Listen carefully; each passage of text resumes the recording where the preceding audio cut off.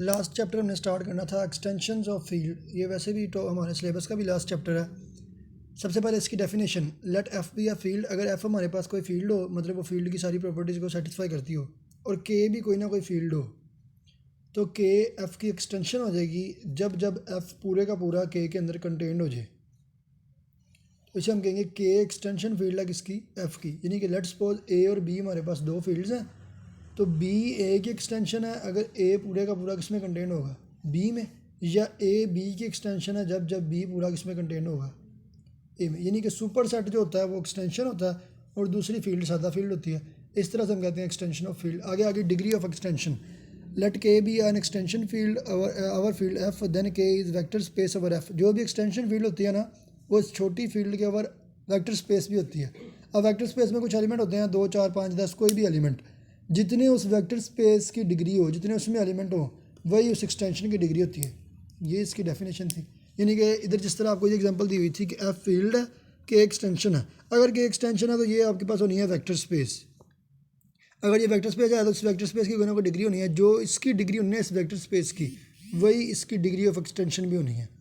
और जो इसकी डिग्री ऑफ एक्सटेंशन होनी है, यही हमारे पास डेफिनेशन है कि जो जो सुपर सेट है उसकी जो डिग्री है वो इसकी डिग्री ऑफ एक्सटेंशन होती है। आगे आगे finite and infinite extensions. Finite और इन्फिनिट एक्सटेंशन क्या होती है, जो डिग्री ऑफ एक्सटेंशन आप अभी पढ़ चुके हो, अगर वो डिग्री ऑफ एक्सटेंशन फाइनाइट हो जाए तो इसे हम कहते हैं फाइनाइट एक्सटेंशन फील्ड। अगर वो डिग्री ऑफ एक्सटेंशन इन्फिनिट हो जाए इसे हम कहते हैं इन्फिनिट एक्सटेंशन फील्ड। नेक्स्ट हमारे पास थ्योरम है। नेक्स्ट थ्योरम हमारे पास है, let if L is a finite extension field of K. अब अगर एल एक्सटेंशन फील्ड है, चाहे वो फाइनाइट हो चाहे इनफाइनाइट हो, हमें पता है एक्सटेंशन फील्ड होती क्या है, एल एक्सटेंशन फील्ड है के की, मतलब के पूरे का पूरा किस में कंटेंट होना है, एल में। ये तो बात पहले 2 3 लफ्ज़ों से समझ लग गई। नेक्स्ट उन्होंने क्या लिखा हुआ है, एंड के is finite extension field of F. यानी कि हमारे पास के जो है वो फाइनाइट एक्सटेंशन फील्ड किसकी है, एफ की। यानी कि एफ पूरा का पूरा किसमें कंटेंट होगा, के में। के कंटेंट है एल में और एफ कंटेंट है के में। तो फिर हमने प्रूव करना है, then L is finite extension field of F. हमने प्रूव करना है कि जो एल है वो किसको कंटेंट करता है, एफ को। एफ को कंटेंट करता है एल। अब अगर देखें ना, अब इसको आप इक्वेशन नंबर 1 कहें और इसको 2 कहें, तो हमें नज़र आ रहा है अगर एफ के में कंटेंट है और के एल में कंटेंट है तो ऑब्वियसली एफ एल में कंटेंट होना ही होना है। लेकिन ये हमने कंटेनिंग के मेथड से प्रूव नहीं करना, हमने इसको एक्सटेंशन फील्ड के मेथड से प्रूव करना है। और वो हम प्रूव करेंगे कि ये 2 चीज़ें, 2 हाइपोथेसिस गिवन है और ये चीज़ आपने प्रूव करनी है। इसके बाद एक चीज़ और प्रूव करनी है कि एल और एफ की ये होता है उसमें कितना ऑर्डर है, कितने एलिमेंट है, वो बराबर होता है एल के का ऑर्डर और के एफ का ऑर्डर। ये चीज़ भी आपने प्रूव करनी है। सेकेंडली पहले वो प्रूव करना है फिर ये प्रूव करना है। अब सबसे पहले आपको गिवन है, सबसे पहली चीज़ क्या गिवन थी कि के सबसेट किसका है, एल का। यानी कि एल एक्सटेंशन फील्ड किसकी है, के की। यानी कि एल और के की एक्सटेंशन फील्ड बन रही है। हम कह रहे हैं कि इसका ऑर्डर कितना है, खुद से कह दिया एम। और दूसरा हमने कहा कि एफ एक्सटेंशन फील्ड था के का, इसका ऑर्डर हमने क्या कितना दिया, एन। ये खुद से कह दिया। अगर ये एक्सटेंशन फील्ड है ना, अगर एक्सटेंशन फील्ड है तो अभी पीछे मैंने आपको पढ़ाया डेफिनेशन में, तो फिर वेक्टर स्पेस होती है। वेक्टर स्पेस मतलब कोई ना कोई बेसिस बननी है। अब वो बेसिस किस तरह बननी है, हमने इधर से पहले देख लें कि के एक्सटेंशन फील्ड किसकी है और एल एक्सटेंशन फील्ड किसकी है, के की। अगर एल हमारे पास एक्सटेंशन फील्ड है के की, तो हम एग्जिस्ट करा लेंगे यहाँ पे elements x1 x2 up to 7। कितने एलिमेंट एग्जिस्ट कराएंगे, ऑब्वियस बात है कि xm तक जाएंगे। इसमें एलिमेंट कितने होने हैं, m। और एल एक्सटेंशन फील्ड है के की, तो ये जो एलिमेंट होते हैं सारे किसमें होते हैं, जो सुपर सेट है। एल एक्सटेंशन फील्ड है के का, मतलब एल कंटेन कर रहा है किसको, के को। तो जो कंटेन कर रहा है ये सारे एलिमेंट उसमें होते हैं। ये सारे एलिमेंट किस में आ जाएंगे, एल में आ जाएंगे। और इन सारे एलिमेंट्स को हम अगर एक सेट में लिख लें तो हम इस सेट को B1 कह लेंगे। B1 सेट में कौन से एलिमेंट आ गए, x1 x2 up to Son xm। ये सारे हैं बी सेट के एलिमेंट और ये बेसिस बना रहे हैं किसकी, is a basis for L, is a basis for L. ये बेसिस बना रहे हैं एल के, यानी कि ये सारे एलिमेंट मिल के बेसिस बनाएंगे एल की। ओवर के, ओवर के का मतलब क्या होता है, जो 7 कॉन्स्टेंट है वो के से आएंगे। आपने वो याद है ना कि बेसिस किस तरह बनती थी कि अगर एलिमेंट आपके पास x1 x2 x3 हैं, तो बेसिस में अगर ये एलिमेंट है तो बनेगा alpha 1 x1 plus alpha 2 x2 plus alpha 3। इस तरह का लीनियर कम्बिनेशन बनाते हैं, वो सेट के एलिमेंट्स बनाएंगे। जो अल्फ़ा है ये फील्ड से एलिमेंट आते हैं। यहाँ भी जो एलिमेंट आ रहे हैं ना कॉन्स्टेंट्स, वो आने हैं के से, और बाकी एलिमेंट किसके हैं, बेसिस बना रहे हैं एल की। अच्छा, ये तो पहले सेट के लिए था कि जब एल एक्सटेंशन फील्ड किसकी होती है, के की, तब ये हमारे पास बेसिस होती है, ये सेट बेसिस है। जब के एक्सटेंशन फील्ड हो किसका, एफ का, तो ये भी तो एक वेक्टर स्पेस बननी है ना। सिमिलरली आपने एलिमेंट ले लिए y1 y2, इसमें एलिमेंट कितने होने हैं, n तक, यानी कि ये जाएंगे yn तक। ये बिलोंग किसको करेगा, जो सेट कंटेन करता है उसको बिलोंग करता है। ये सारे किसको बिलोंग कर जाएंगे, के को। इन सब का एक नया सेट बना दें, उसको आप कह रहे हैं b2। उसमें एलिमेंट आ जाएंगे y1 y2 up to Son yn तक। और ये सारे किसको स्पैन कर रहे हैं, के को, जबकि कांस्टेंट कहाँ से आने हैं, एफ में से। यहाँ पे कांस्टेंट किस में जाते थे, के में से, यहाँ पे कांस्टेंट किस में से आएंगे, एफ में से। तो इस तरह आपके पास b1 और b2 दो सेट आ गए हैं, एक स्पैन कर रहा है एल को और एक स्पैन कर रहा है किसको, के को। यहाँ तक आपका हो गया। इसके बाद जो चीज़ प्रूव करनी है उसको देखें। अब हमने प्रूव करना है कि एल एक्सटेंशन फील्ड किसकी है, एफ की। जिस तरह ये एक एक्सटेंशन फील्ड है, इसके लिए एक सेट एग्जिस्ट करता है, ये भी एक्सटेंशन फील्ड है, इसके लिए भी एक सेट एग्जिस्ट करता है। तो जो हमने प्रूव करना है एल कंटेन करता है एफ को, इसके लिए भी कोई ना कोई तो सेट एग्जिस्ट करना चाहिए ना। वो सेट हमने खुद से लेट कर लेना है। वही क्लेम डैट कि बी आपने खुद से सेट ले लिया और बी में सारे एलिमेंट इस शक्ल के हैं, एक्स आई वाई आई, और आई चलता है 1 से लेके m तक, और y के साथ j है, सॉरी, और j चलता है 1 से लेके n तक। इस तरह का सेट, यानी कि इसमें एलिमेंट होंगे x1 y1, फिर एलिमेंट होगा x2 y2, फिर एलिमेंट होगा x3 y3। सारे इस तरह के एलिमेंट हमने कहा ये जो जब ये सेट हमारे पास आता है ना, वो बनाता है किसको, l को स्पैन करता है, यानी कि l f इसको बनाता है। वो l को स्पैन करेगा, एलिमेंट्स किधर से आएंगे, कॉन्स्टेंट्स आएंगे f से। ये चीज़ हमने प्रूव करनी है। अब हमें पता है कि f किस में कंटेंड है, k में, और फिर k किस में कंटेंड है, l में। ये कहाँ से आ गया, ये जो मैंने शुरू में लिखे थे वहाँ से। f कंटेंड है k में और k किस में कंटेंड है, l में। इसके बाद आप क्या करेंगे, एज, अब सारे एक्स आई कहाँ से आ रहे थे, ये देखें, एक्स आई सारे कहाँ से आ रहे हैं, l से। x सारे कहाँ से आ रहे हैं, l से। As x i belongs to l, ये लिखने पहले। x सारे l में थे और y सारे k में थे, ये भी देखें, x i belong to l and y j belongs to k। जो सेट k को बिलोंग करे, जो एलिमेंट्स k को बिलोंग करें, ऑब्वियस बात है k में मौजूद हर एलिमेंट l में भी होगा। इसका मतलब सारे एक्स आई भी l में है और सारे वाई जे भी किस में है, ये भी l में है। जब दो एलिमेंट्स एक ही सेट में हो तो उनका प्रोडक्ट भी किस में होता है, ये भी किसको बिलोंग कर जाएगा, एल को। तो यहाँ तक आपने ये पढ़ लिया कि दो आपको सेट्स गिवन थे, दोनों के आपने बना लिए सेट्स b1 और b2।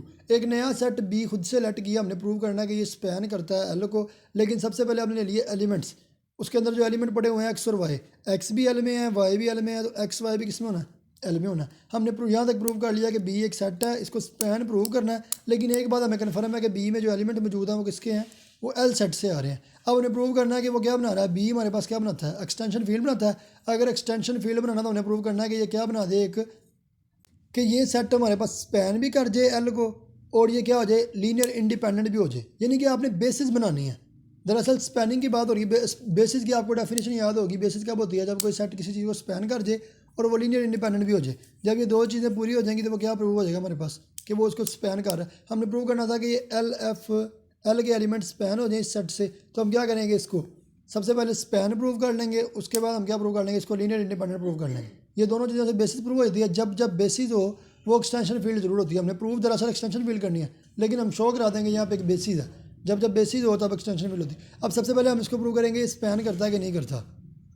अब बेसिस के लिए पहले, स्पैन के लिए पहले देख लें। आपको ये चीज़ें तो पता है ना, एल एक्सटेंशन फील्ड के का है, ये हमें पहले ही पता है, और के एक्सटेंशन फील्ड एफ का है, ये हमें पहले ही पता है, दोनों क्वेश्चन के शुरू में लिखे थे। अब B span L over F, ये हमने चेक करना है। लेट कर लें, हमने ए कोई एलिमेंट ले लेना, किस में से, एल में से। लेट कर लें कि आपने एक एलिमेंट ए ले लिया, किस में से, एल में से। एक एलिमेंट ले लिया ए एल में से। अब एल के सारे एलिमेंट बनते हैं किस तरह, अभी हम पीछे पढ़ के आए हैं। एल के सारे एलिमेंट बनते हैं इस बेसिस से, इस शक्ल के एलिमेंट होंगे सारे एल के, क्योंकि ये बेसिस किसकी है, एल की। हमने कह दिया ए एक एलिमेंट है एल का, तो फिर ए भी ऑब्वियसली उनसे मिलके बनेगा। अगर उनसे मिलके बनेगा क्योंकि बेसिस है ना उसकी, तो फिर ये ए इस शक्ल में लिख सकते हैं हम, alpha 1 x1 plus alpha 2 x2 plus so on alpha m xm। M तक ही क्यों रोका है, क्योंकि आपको याद होना चाहिए कि इसकी बेसिस कितनी तक थी, m तक थी, और इसके कांस्टेंट कहाँ से आते हैं, k से। तो ये हमने यहाँ तक प्रूव कर दिया कि ए जो हमने एलिमेंट लिया था एल में से, एल का हर एलिमेंट इनके कम्बिनेशन की शक्ल में बनता है और ये कांस्टेंट सारे आते हैं के में से, यानी कि अल्फ़ा आई सारे कांस्टेंट किस में से आ रहे हैं, के में से। और ए हमने एलिमेंट लिया था वो इस शक्ल का होगा। यहाँ तक तो कोई चीज़ मुश्किल नहीं है, सिर्फ एक बेसिस, जब भी कोई चीज़ की बेसिस होता है वो एलिमेंट उसकी शक्ल से बनते हैं। तो ये ए बनता है summation of i is equal to 1 to m और अल्फ़ा आई एक्स आई, इस शक्ल का बनता है ए। अब ए हमारे पास हो गया। इसके बाद सारे अल्फ़ा कहाँ से आ रहे हैं, के से, और के भी एक एक्सटेंशन फील्ड किसकी है, एफ़ की, यानी कि अगर हर अल्फ़ा के से आ रहा है तो वैसे अल्फ़ा बनता है किस शक्ल का, इसका बेसिस सेट B1 था जो मैं यूज़ कर चुका हूँ, इसका बेसिस सेट क्या था B2, अगर आपको याद हो। इसका मतलब के का हर एलिमेंट B2 की बेसिस से बनेगा। B2 की बेसिस में एलिमेंट थे Y1, Y2, Y3, यानी कि बेसिस की डेफिनेशन कहती है कि के का हर एलिमेंट इनकी शक्ल में लिखना है। तो अल्फ़ा जो कि के का एलिमेंट है वो फिर किसकी शक्ल का आएगा, यहाँ पे हमने लिखना है alpha 1, alpha 2 up to so on alpha m, जो सारे कांस्टेंट हैं वो कहाँ से आए थे, के में से। और B2 बेसिस है किसकी, Y1, Y2, yn, ये बेसिस है किसकी, के की। इसका मतलब सारे अल्फाज इनकी शक्ल में बनने हैं, सारे अल्फाज इनकी शक्ल में बनने हैं। और जो के है उसके कांस्टेंट कहाँ से आते हैं, एफ़ से। इसमें यूज़ होने वाले सारे अल्फाज इस बेसिस से बनने हैं। तो इसका मतलब उस वहाँ पे यूज़ होने वाले सारे अल्फाज, यानी कि आप इन जनरल अल्फ़ा आई लिख लें तो वो बनेगा beta J1 Y1 plus beta J2 Y2 plus so on beta JN he I1 है, I2 है और IN है, YN। तो ये हमारे पास अल्फ़ा की वैल्यूज़ आ गई। अब ज़रा गौर से सुन लें दोबारा एक बार। अल्फ़ा हमने एलिमेंट लिया था एल में से, एल का हर एलिमेंट बनता है B1 के कम्बिनेशन से और कांस्टेंट कहाँ से आते हैं, के से। तो देखें B1 के कम्बिनेशन ये हैं X1, X2, X3 कम्बिनेशन, और सारे कांस्टेंट कहाँ से आए हैं, के से। यहाँ तक बात को स्टॉप कर दें। अब जो एलिमेंट के से आए हैं, के भी एक एक्सटेंशन फील्ड है, वो के एलिमेंट किससे बनते हैं, Y1, Y2, Y3 के कम्बिनेशन से, और कांस्टेंट कहाँ से आते हैं, एफ से। वो के का एलिमेंट अल्फ़ा किधर से बन गया, Y1, Y2, YN के कम्बिनेशन से, और जो कांस्टेंट आए अब ये कांस्टेंट कहाँ से आए हैं, एफ़ से। तो यहाँ तक हमें क्लियर हो गया कि ए की शक्ल थी अल्फ़ा एक्स की शक्ल में, और उसके बाद अल्फ़ा की फिर शक्ल किस में आ गई, बीटा की शक्ल में। यानी कि हम अल्फ़ा आई को लिख सकते हैं summation of beta i j और y j, j is equal to 1 to n। ये अल्फ़ा की शक्ल आ गई। सिंपल सी बात है, यहाँ से मैंने समेशन में लिखा। अब अल्फ़ा की वैल्यू अगर मैं यहाँ पुट कर दूँ, ये अल्फ़ा की वैल्यू उठा के यहाँ पे पुट कर दूँ, तो ए की वैल्यू आ जानी है summation of i is equal to 1 to m, ये वाला ऐसे ही। और दूसरी अल्फ़ा की वैल्यू मैंने पुट किया, अल्फ़ा की वैल्यू सारी ये है, तो ये एक नया समेशन ये वाला, j is equal to 1 to n b i j y j और साथ ये एक्स आई। ये हमारे पास वैल्यू किसकी आ गई, ए की। अब देखें ज़रा ए हमने लिया कहाँ से था, ये देखें ए एलिमेंट था एल का, ए एलिमेंट था किसका, एल का। और ए की हमारे पास वैल्यू किस तरह की आ गई, अगर ये समेशन को ओपन करें तो ये हमने प्रूव क्या करना था भला, स्पैन करवा रहे हैं। स्पैन का मतलब एल का हर एलिमेंट बी के एलिमेंट के लीनियर कम्बिनेशन में लिखा जा सके। अब बी में कौन से एलिमेंट थे वो भी आपको याद है कि नहीं, बी में एलिमेंट इस शक्ल के थे, एक्स वाई का प्रोडक्ट।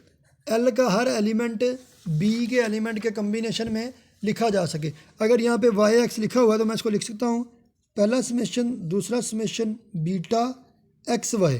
तो ये एलिमेंट किसका था, एल का। अब मेरी बात पे गौर करना है, एल का हर एलिमेंट बी के एलिमेंट एक्स वाई की शक्ल के थे ना, बी के एलिमेंट्स के कम्बिनेशन में लिखा जा सके, तो लिख तो दिया, यही स्पैन प्रूव हो गया। जो मैं लाइन बोली आप लिख लेना, एल का हर एलिमेंट ए एल का एलिमेंट था, वो बी के एलिमेंट्स के लीनियर कम्बिनेशन में लिखा जा सके। तो यहाँ पे हमारे पास स्पैन प्रूव हो गया। दूसरी चीज़ क्या थी, अब हमने सिर्फ इसको लीनियर इंडिपेंडेंट प्रूव करना है। ए की वैल्यू हमारे पास ये आ गई फाइनल वैल्यू, ये स्पैन तो कर रही है एल को स्पैन तो कर रही है। आपने प्रूव वाला क्या करना है, एल एक्सटेंशन फील्ड किसकी हो जाए, एफ़ की, एल स्पैन हो जाए और जो कांस्टेंट आए वो कहाँ से आए, एफ़ के। तो ये बीटा कहाँ से थे, एफ़ से ही थे, और एल स्पैन भी हो रहा है, तो आपके पास स्पैन तो हो गया। अब रह गया सिर्फ इंडिपेंडेंट प्रूव करना है, बी इज़ लीनियर इंडिपेंडेंट आपने प्रूव करना है। लीनियर इंडिपेंडेंट क्या होता है, जब आप लीनियर कम्बिनेशन लिखें और उसमें मौजूद सारे कॉन्स्टेंट्स क्या हो जाएँ, जीरो हो जाए, तो वो लीनियर इंडिपेंडेंट प्रूव हो जाता है। ये हमने प्रूव करना है बस। अच्छा, नेक्स्ट हमने इसको प्रूव करना है कि इसका लीनियर इंडिपेंडेंट है कि नहीं। अब लीनियर इंडिपेंडेंट के लिए हमने वो एलिमेंट जो ए एलिमेंट था वो लिख लिया। ये एलिमेंट मतलब इसमें काफ़ी एलिमेंट है, समेशन लगे हुए हैं ना, तो हमें प्रूव करना है कि इसको अगर हम समेशन को ओपन करें तो आंसर क्या है, ज़ीरो, अगर सारे कॉन्स्टेंट्स हमारे पास क्या हों, ज़ीरो हों। ये हमने प्रूव करना है। अब पहले आप ये समझ लेना कि ये लीनियर इंडिपेंडेंट कब होता है, जब सारे कांस्टेंट जीरो, यानी कि हमने इस बीटाज को जीरो प्रूव करना है। ये तो सिंपल सी बात है, बीटाज को जीरो। ये मैंने ऊपर दोबारा लिखनी है क्योंकि ये बहुत इंपॉर्टेंट है। ये दोनों चीज़ें जो क्वेश्चन में गिवन है वो बहुत इंपॉर्टेंट है। इसके एलिमेंट किसकी शक्ल के बनते थे कि ये एलिमेंट होंगे के सबसे पहले, और ये बनेंगे किसकी शक्ल के, वाई की शक्ल के, और साथ कांस्टेंट कौन से, एफ से आने वाले कांस्टेंट, तो ये बी वाई की शक्ल के होंगे। ये किस तरह बनते हैं, ये एक्स के बनते हैं और एलिमेंट किसके, के, तो साथ एलिमेंट अल्फ़ा एक्स की शक्ल के होते हैं एलिमेंट, इसके इस बेसिस के, और बीटा वाई के इस बेसिस। ये मैंने बस वैसे लिख दिया एडिशनल आपको समझाने के लिए। इसके बाद समेशन 2 बार आ जाएगा दोबारा, बीटा आई जे वैसे ही रहेगा। हम एक्स और वाई की जगह चेंज कर सकते हैं क्योंकि सारी बात हो रही है उसकी फील्ड्स की, इसलिए जगह चेंज करने से कोई फ़र्क नहीं पड़ेगा। बराबर किसके है, 0 के। इसके बाद आप लिख सकते हैं इसको इस तरह, summation beta i j y जे को हम इकट्ठा कर लें और एक्स आई को सेपरेट कर लें। इस बेसिस में वो एलिमेंट होते हैं, एक्स साथ रहे, एक्स एलिमेंट एल का है, और जो 7 एलिमेंट पड़े हैं वो कहाँ से आए, के से आए। तो ये एक्स एलिमेंट वैसे ही है, और जो 7 एलिमेंट पड़ा है वो कहाँ से आना चाहिए, के से। ये एलिमेंट अब चेक करना है कि ये एलिमेंट के का है या नहीं है। के में हर वो एलिमेंट बनता है, के में हर वो एलिमेंट बनता है जो वाई से बने और 7 कांस्टेंट क्या हो, बीटा हो। ये भी वाई से बन रहा है और 7 एलिमेंट क्या पड़ा है, बीटा पड़ा है। तो इस तरह इसको सेपरेट लिख लें, summation b i j beta i j y j, ये एलिमेंट किसका है, के का है। अगर ये एलिमेंट के का है तो ये वाली एक्सटेंशन फील्ड कहती है कि मेरे साथ एक्स हो और 7 एलिमेंट जब के का हो। ये जहाँ पे एलिमेंट इसके साथ एक्स है और साथ एलिमेंट किसका है, के का एलिमेंट है। जब एक्स हो और साथ के का एलिमेंट हो तो ये हमारे पास बेसिस का एलिमेंट होता है, ये इस बेसिस का एलिमेंट है। तो ये एलिमेंट हमारे पास किसका आ गया, इस एक्सटेंशन फील्ड का। हर एक्सटेंशन फील्ड एक बेसिस होती है, बेसिस मतलब हर एक्सटेंशन फील्ड स्पैन भी करती है और लीनियर इंडिपेंडेंट भी होती है। अगर ये एलिमेंट इस बेसिस का है, इस सेट से है, ये पूरा एलिमेंट अगर इस सेट से है तो इसके मुताबिक ये एलिमेंट का किधर से आ गया, के से, क्योंकि के में बनने वाला हर एलिमेंट वाई की शक्ल का होता है और बीटा के कांस्टेंट होते हैं। तो ये एलिमेंट कहाँ से आ गया, के से। अब ये भी एक्सटेंशन फील्ड है, ये भी एक्सटेंशन फील्ड है, ये भी बेसिस बनाती है, ये भी बेसिस बनाती है। तो एलिमेंट इधर से हो या इधर से हो, ये भी बेसिस का एलिमेंट है, यानी कि ये एलिमेंट भी किसका है, बेसिस का। हर बेसिस का एलिमेंट स्पैन भी करता है और लीनियर इंडिपेंडेंट भी होता है। अगर ये एलिमेंट स्पैन भी कर रहा है और लीनियर इंडिपेंडेंट भी हो रहा है, अब अगर ये भी एलिमेंट, ये अगर लीनियर इंडिपेंडेंट है तो ये सारा क्या हो जाएगा, 0। इसका मतलब summation of beta i j y j किसके बराबर हो जाएगा, 0 के। कैसे आ गया, क्योंकि ये सारा एलिमेंट इस सेट का है और ये सेट लीनियर इंडिपेंडेंट बनाएगा। हर एक्सटेंशन फील्ड लीनियर इंडिपेंडेंट बनाती है। अगर लीनियर इंडिपेंडेंट बना रही है तो ये सारा किसके बराबर हो जाना, 0 के। अगर अब ये इस सेट को, आप इस एलिमेंट को छोड़ दें, अगर ये 0 है, ये 0 है और ये एलिमेंट है किसका, के का, इस सेट का। अब ये सेट भी लीनियर इंडिपेंडेंट बनाती है, इसका मतलब अगर ये लीनियर इंडिपेंडेंट बना रही है तो इसके भी सारे कांस्टेंट बीटा आई जे भी क्या हो जाएगा, 0। अगर बीटा आई जे 0 हो जाए तो आप वापस इस लाइन पे आ जाओ। हमने प्रूव क्या करना था कि सारे एक्स वाई को छोड़ के जो 7 कांस्टेंट बने वो सारे क्या हो जाएं, 0 हो जाएं। अब लीनियर स्पैन पहले प्रूव कर चुके हैं, अगर सारे बीटा 0 हो जाएं, बीटा आई जे 0 हो जाए तो ये हमारे पास लीनियर इंडिपेंडेंट प्रूव हो गया। स्पैन भी प्रूव होगा, लीनियर इंडिपेंडेंट प्रूव हो गया, तो हमारे पास बेसिस प्रूव होगी। जब बेसिस प्रूव हो, एक्सटेंशन वैल्यू प्रूव हो जाती है, हमारा क्वेश्चन प्रूव हो गया। अगर अब क्वेश्चन प्रूव हो गया तो लास्ट पे जो दूसरा पार्ट है इसका वो भी देख लें। अब ये बेसिस बी सेट था, उसमें एलिमेंट थे एक्स वाई की शक्ल के, ये हमारे पास प्रूव हो चुकी है एक्सटेंशन फील्ड। अगर ये प्रूव हो चुका है तो इसमें ऑर्डर कितना है, इसका ऑर्डर कितना होगा, इसके एलिमेंट मैक्सिमम कितने हैं, m, इसके एलिमेंट मैक्सिमम कितने हैं, n, तो इनके मैक्सिमम एलिमेंट कितने होंगे, mn। ये इसका ऑर्डर आ गया उस सेट का। अब l ऑफ f का ऑर्डर हमारे पास कितना आ गया, mn। तो आप लिख सकते हो LF बराबर m किसका ऑर्डर था, LK का, और n किसका ऑर्डर था, KF का। यही हमारा सेकंड पार्ट था, ये भी प्रूव हो गया, क्वेश्चन खत्म हो गया, थ्योरम खत्म हो गया। नेक्स्ट थ्योरम देखें। अच्छा, नेक्स्ट थ्योरम हमारे पास है, if L is a finite extension field of F and K is a सब फील्ड ऑफ L। यानी L आपके पास एक्सटेंशन फील्ड है किसकी, F की। L एक्सटेंशन फील्ड आ गई है आपके पास F की, और K सब फील्ड है किसकी, L की। ये इसकी फाइनाइट एक्सटेंशन फील्ड है और ये सब फील्ड है। और इसके बाद गिवन है कि F कंटेंड है K में और वो कंटेंड किस में है, L में। यहाँ से हमें ये इन्फॉर्मेशन मिलती है यहाँ से कि F सब फील्ड सब सेट किसका है, L का। लेकिन उन्होंने यहाँ पे एडिशनल एक बात बता दी है, F पहले कंटेंट K में है और फिर किस में कंटेंट है, L में। अब हमने प्रूव करना है कि F ये फील्ड डिवाइड करती है LF इस फील्ड को, ये चीज़ हमने प्रूव करनी है। अब किस तरह प्रूव होगी, सबसे पहले देख लें, since L is a finite extension field of F therefore there exist a finite basis B of L over F. अब आपको अगर ये चीज़ गिवन है ना, तो इसका मतलब एल के एलिमेंट बन रहे हैं, एक बेसिस है बी सेट जो एल के एलिमेंट्स को जनरेट करवा रहा है, और साथ किसके कॉन्स्टेंट लगेंगे, एफ के। तो हमें पता है कि बी सेट से जनरेट हो रहा है एल, बी सेट से क्या जनरेट हो रहा है, एल। इसके बाद यानी कि एल बन रहा है इन एफ के एलिमेंट लगने से, ये एफ के एलिमेंट लगे एज कॉन्स्टेंट्स, तो क्या बन रहा है, एल। जब ये बन जाएगा, एक्सटेंशन फील्ड बनती है क्योंकि क्वेश्चन में गिवन है, जब एक्सटेंशन फील्ड बनती है तो वो स्पैन भी करती है और लीनियर इंडिपेंडेंट, ये पिछले सवाल में बड़ी तफसील से बता चुका हूँ, वो स्पैन भी करेगी और लीनियर इंडिपेंडेंट भी होगी। अब यहाँ पे एक नई चीज़ है, वो ज़रा सुन लें। जब कोई सेट बन रहा हो, किसी सेट के एलिमेंट्स लगाने से वो स्पैन भी हो रहा हो और लीनियर इंडिपेंडेंट भी हो रहा हो, अगर वो वही सेट बने उससे बड़े सेट के एलिमेंट लगाने से, यानी कि एल बन रहा था एफ के एलिमेंट लगाने से, वो स्पैन भी कर रहा है, लीनियर इंडिपेंडेंट भी हो रहा है। अगर एल बने के एलिमेंट लगाने से, एल जनरेट हो अब किसके एलिमेंट लगाने से, के, तो वो स्पैन तो करेगा लेकिन हो सकता है लीनियर इंडिपेंडेंट हो भी या ना भी हो, चॉइस आ जाएगी। अगर एल बने एफ़ के एलिमेंट लगाने से, एल बने एफ़ के एलिमेंट साथ कॉन्स्टेंट लगाने से, तो वो स्पैन भी होगा, लीनियर इंडिपेंडेंट भी होगा। अगर एफ़ से बड़ा कोई सेट हो उससे बने, तो वो में हो सकता है वो इंडिपेंडेंट ना हो। ये सिर्फ इन्फॉर्मेशन के लिए उन्होंने उस क्वेश्चन में बात बताई हुई है। अच्छा, अब हम के लगा क्यों रहे हैं, उसका भी एक मकसद है। अब ये एल बन रहा था एफ़ से, हमने एल बना लिया किससे, के से। बना सकते हैं, कोई इशू नहीं है, हमने एल बना लिया के से। सिर्फ एक इसमें इशू आ गया कि ये हो सकता है लीनियर इंडिपेंडेंट ना हो, लेकिन हम के को लाए क्यों अंदर, के को इंट्रोड्यूस क्यों करवाया, वो इसलिए करवाया क्योंकि के एक फाइनाइट सेट था। फाइनाइट सेट से बनने वाला सेट भी क्या होता है, फाइनाइट होता है, यानी कि एल के हमारे पास क्या आ गया, फाइनाइट आ गया। सिर्फ इसको फाइनाइट कहने के लिए इतना काम किया अभी तक, उम्मीद है इसको आपको समझ आ गया होगा। अच्छा, यहाँ तक हमने प्रूव कर लिया कि एल और के, यानी कि एल जो बन रही है एक्सटेंशन फील्ड के की, वो हमारे पास क्या है, फाइनाइट है। यहाँ तक तो प्रूव कर लिया। इसके बाद दूसरी चीज़ हमारे पास थी के एफ।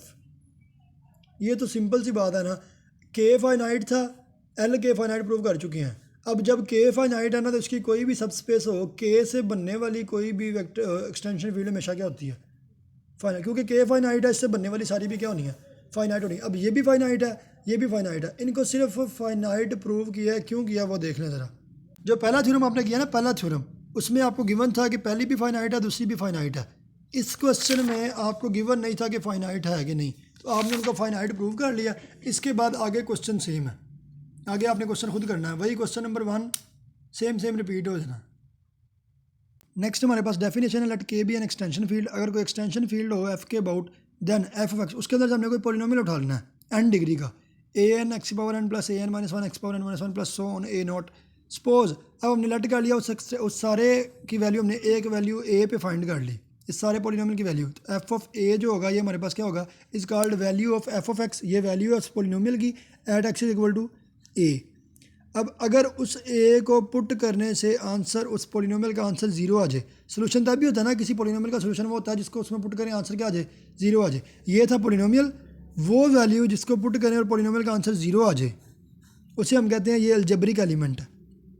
अलजेब्रिक एलिमेंट की डेफिनेशन क्या होगी, एक्सटेंशन में से कोई पॉलिनोमियल उठाना है, तो ऐसी वैल्यू जिस पे उस पॉलिनोमियल का आंसर क्या आ जाए, जीरो आ जाए, उसे हम कहते हैं अलजेब्रिक एलिमेंट। आगे आ गया ट्रांसकेंडेंटल एलिमेंट, ऐसा एलिमेंट जिसको पुट करें बीटा को, आंसर जीरो ना आए। यहाँ पर लिखा होगा there does not exist no non zero element, कोई ऐसा एलिमेंट ना हो जिसको पुट करें आंसर जीरो आ जाए, ऐसा कोई एलिमेंट ना हो जिसको पुट करें तो आंसर जीरो आ जाए उस पॉलिनोमियल का, उसे कहते हैं ट्रांसकेंडेंटल एलिमेंट। यानी कि ये दोनों आपस में उल्टे हो गए हैं। अलजेब्रिक एलिमेंट वो है जिसको पुट करें आंसर जीरो आ जाए, ट्रांसकेंडेंटल एलिमेंट वो है जिसको पुट करें आंसर जीरो ना आए। आगे आ गया अलजेब्रिक एंड ट्रांसकेंडेंटल नंबर्स, ये था अलजेब्रिक एंड ट्रांसकेंडेंटल एलिमेंट। अब आ गया अलजेब्रिक और ट्रांसकेंडेंटल नंबर। अलजेब्रिक नंबर हमारे पास वो होता है, एक कम्प्लेक्स नंबर लेना है, अल्फ़ा ऐसा कम्प्लेक्स नंबर हो कि जब इसको किसी नॉन जीरो पॉलिनोमियल में पुट करें तो आंसर क्या आ जाए, जीरो। अब गौर करना है सिर्फ यहाँ पे फ़र्क क्या है कि ये कम्प्लेक्स नंबर होगा अल्फ़ा, जब वो किसी पॉलिनोमियल का आंसर क्या देते हैं, जीरो, इसे हम कहते हैं अलजेब्रिक नंबर। हर वो नंबर जो अलजेब्रिक नंबर ना हो उसे हम कहते हैं ट्रांसकेंडेंटल नंबर। तो अलजेब्रिक एलिमेंट और ट्रांसकेंडेंटल एलिमेंट भी एक दूसरे के उल्टे थे, अलजेब्रिक नंबर और ट्रांसकेंडेंटल नंबर भी दूसरे के उल्टे हैं। आगे आ गया मिनिमल पॉलिनोमियल। अच्छा, अगर हमारे पास के एक्सटेंशन फील्ड हो और ए कोई एलिमेंट हो अलजेब्रिक, उसका अलजेब्रिक एलिमेंट हो, ए उसका क्या एलिमेंट हो, अलजेब्रिक। अलजेब्रिक एलिमेंट पीछे पड़ा था, अलजेब्रिक एलिमेंट वो होता है जो किसी पॉलिनोमियल का आंसर क्या दे, जीरो। अगर ए इसका अलजेब्रिक पॉलिनोमियल है तो वो वाला पॉलिनोमियल जिसका ये आंसर जीरो दे, जिसकी डिग्री सबसे कम हो, उसे कहते हैं मिनिमल पॉलिनोमियल। अब जबकि ये अलजबरिक नंबर है तो इसने ज़ीरो तो देने हैं, पोलिनोमियल्स के आंसर ज़ीरो देने हैं। हो सकता है वो 2-4 पोलिनोमियल हो, तो जो सबसे छोटी डिग्री वाला उनमें से पोलिनोमियल है ना जो आंसर ज़ीरो दे, उसको हम कहते हैं मिनिमल पोलिनोमियल। वैसे भी एक बात इन्फॉर्मेशन के लिए भी याद रख लें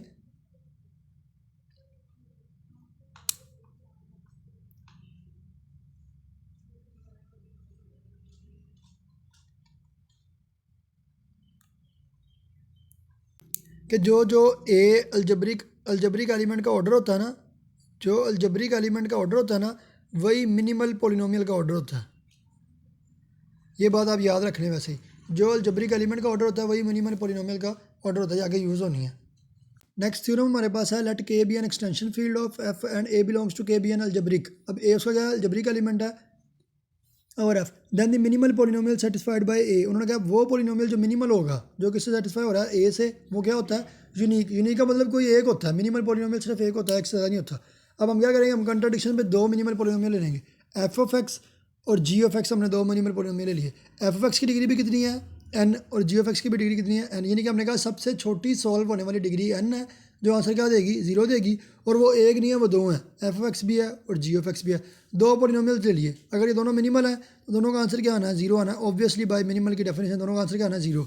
तो पहला भी किसके बराबर हो जाएगा, जीरो के, दूसरा भी किसके बराबर हो जाएगा, जीरो के। अब ये दो इक्वेशन आप समझ लें, ये भी एक इक्वेशन है, ये भी इक्वेशन है, जीरो के बराबर है, दोनों को सब्ट्रैक्ट कर लें। तो A N minus beta alpha N minus beta N A की power N plus alpha N minus one minus beta N minus one A की power N minus one plus so on, ये सारे का आंसर क्या आ जाएगा, जीरो आ जाएगा। अब देखिए ज़रा गौर करें, ये भी एक पोलिनोमियल है, डिग्री कितनी, एन। ये भी एक पोलिनोमियल है, डिग्री कितनी, एन। हम कह रहे हैं कि मिनिमल पोलिनोमियल यानी कि एन डिग्री वाला पोलिनोमियल आंसर जीरो देगा और वो एक ही होगा। यहाँ पे हमने दो पोलिनोमियल लिए थे एन डिग्री वाले, एक और एक दो, जो माइनस करने से आया वो भी क्या आ गया, वो भी एन डिग्री का आ गया। हम कह के चले हैं कि मिनिमल पोलिनोमियल आंसर जीरो देता है, जो मर्जी हो जाए।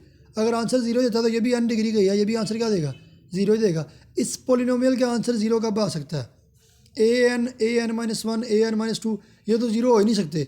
जीरो क्या होने हैं, फिर कांस्टेंट ही जीरो होने हैं। अगर इसका आंसर जीरो होना है तो कांस्टेंट जीरो रखने पड़ने हैं। अगर कांस्टेंट जीरो रखें तो इसको जीरो के केवल रखेंगे तो ए एन बी एन के बराबर आ जाएगा, इसको जीरो के केवल रखेंगे तो A N alpha N minus one beta N minus one के बराबर आ जाएगा। तो इस तरह सारे कांस्टेंट क्या आ जाएंगे, बराबर आ जाएंगे। अगर सारे कांस्टेंट बराबर आ जाएँ तो ये और ये पोलिनोमियल दो नहीं है, ये एक या ये हमने प्रूव करना था, उसको यूनिक प्रूव करना था। क्वेश्चन प्रूव हो गया। नेक्स्ट थ्योरम हमारे पास है let K be an extension field over F and A belongs to K be an algebraic. हमें अलजबरिक एलिमेंट गिवन है उसका, then the minimal polynomial of A over F is irreducible. Irreducible क्या होता है, जो किसी दो पोलिनोमियल्स को मल्टीप्लाई करने से ना है, उसे हम कहते हैं इरिड्यूसिबल।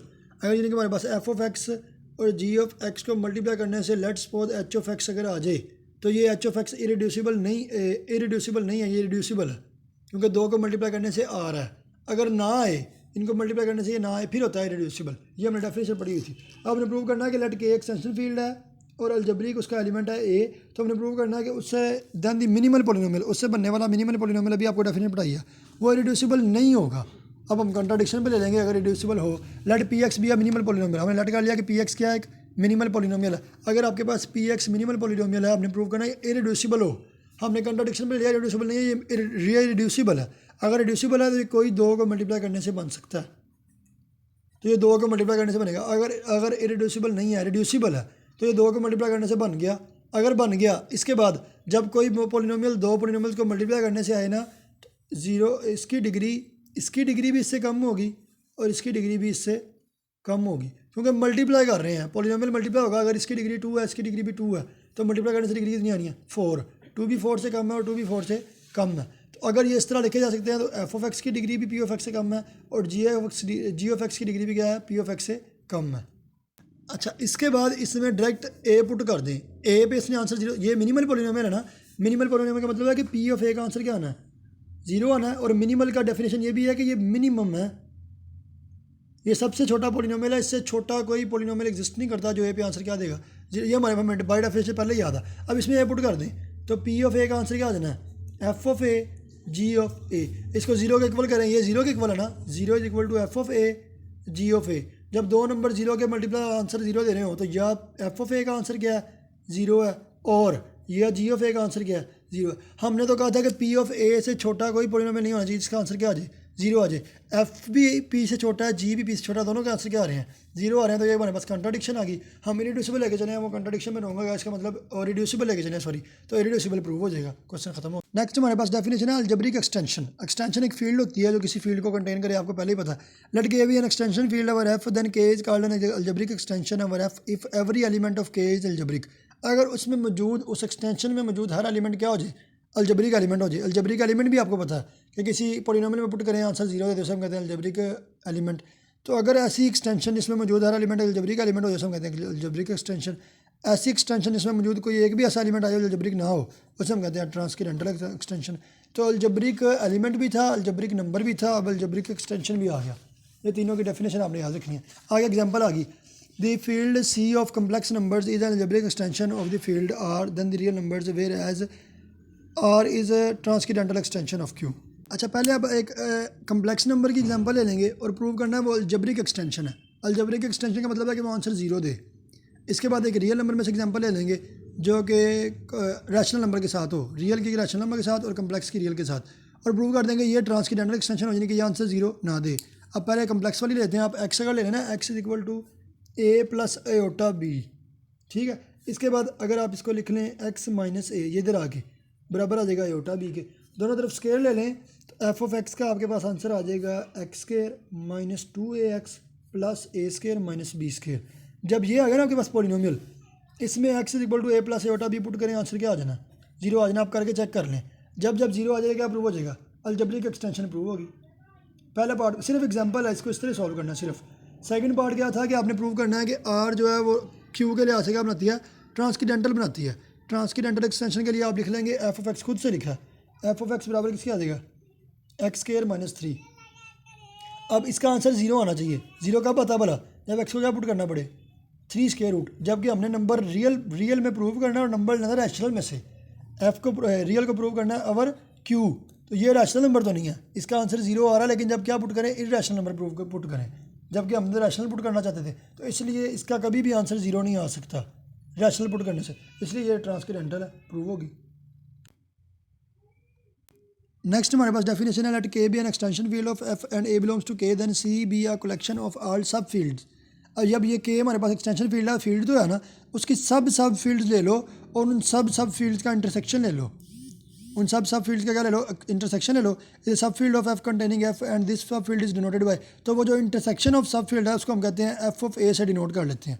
सिर्फ यहाँ पे एफ ऑफ ए की डेफिनेशन आपको बताइए, जब जब एफ बड़ा है ना, बड़ा एफ ऑफ ए, तो इसका मतलब बताइए सब उसकी सब फील्ड्स लेनी है और उनकी इंटरसेक्शन ले लिया, वो इंटरसेक्शन होती है F of A. Next definition आपके पास है simple extension and primitive element.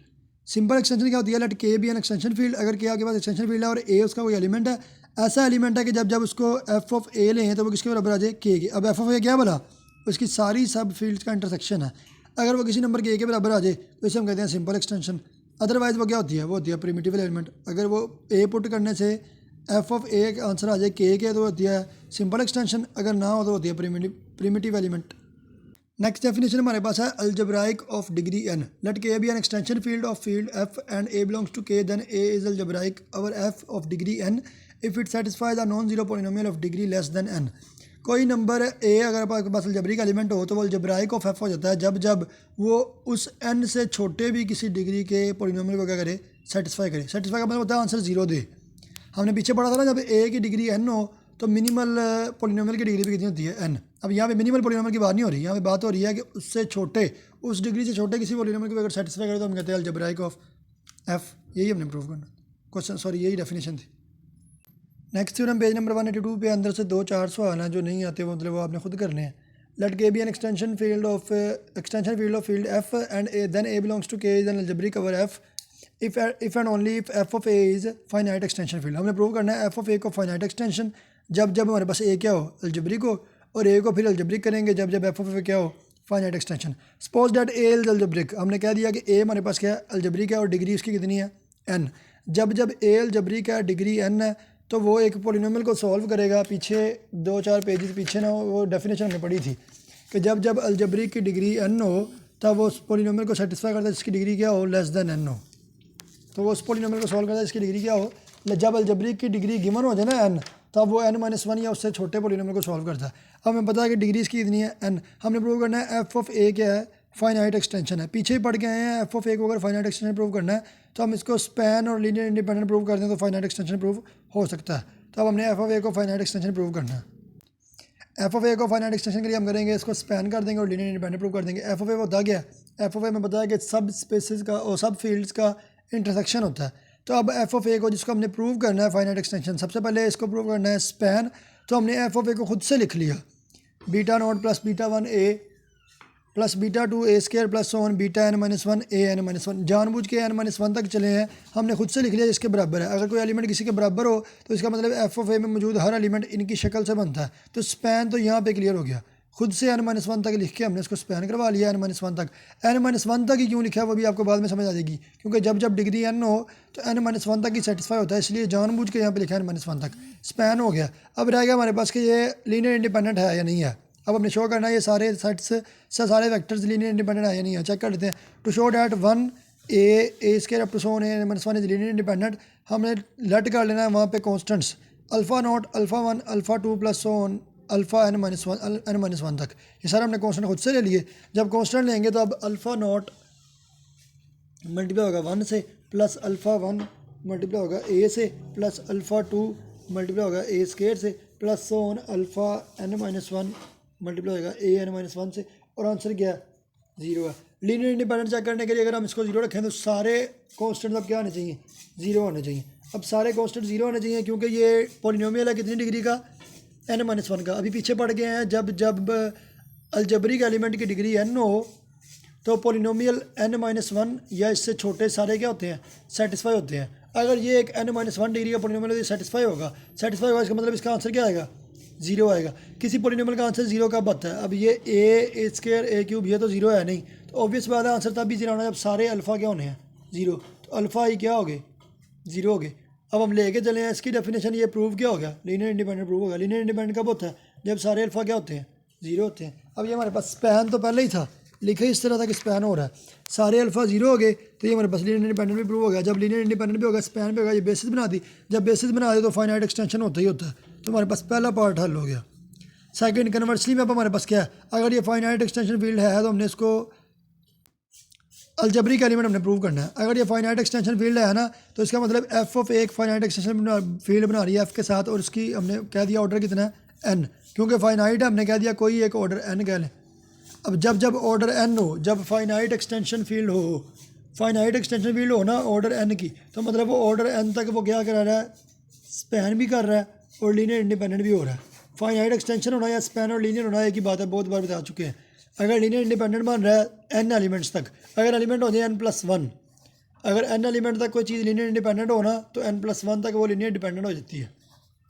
क्यों बोला, let's suppose a1 alpha 1 plus a2 alpha 2 plus a3 alpha 3, इसमें alpha 1 alpha 2 alpha 3 let's suppose vector है और a1 a2 a3 आपके पास फर्ज करें स्केलर है। अगर ये लीनियर इंडिपेंडेंट है यहाँ तक तो a1 a2 a3 सारे क्या हो जाएंगे, 0 हो जाएंगे। लेकिन अगर हम यहाँ पे एक एलिमेंट और ऐड कर दें a4 अल्फ़ा 4 इक्वल टू 0, तो अब a4 तो 0 नहीं है, तो ये क्या हो जाएगा, लीनियर डिपेंडेंट हो जाएगा।